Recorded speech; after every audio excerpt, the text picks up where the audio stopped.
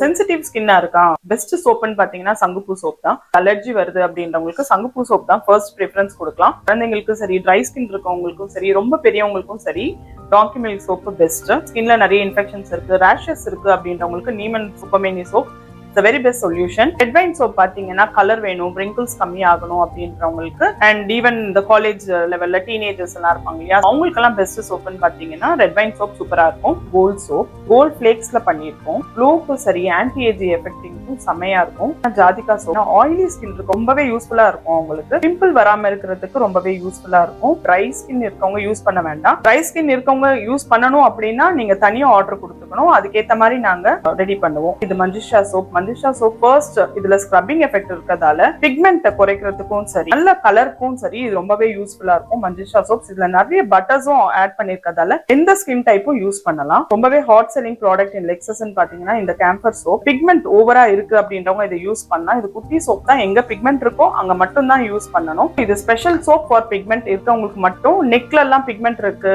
முட்டில எல்லாம் பிக்மெண்ட் இருக்கு, ரொம்ப கருப்பா இருக்குன்றவங்க இதை யூஸ் பண்ணலாம்.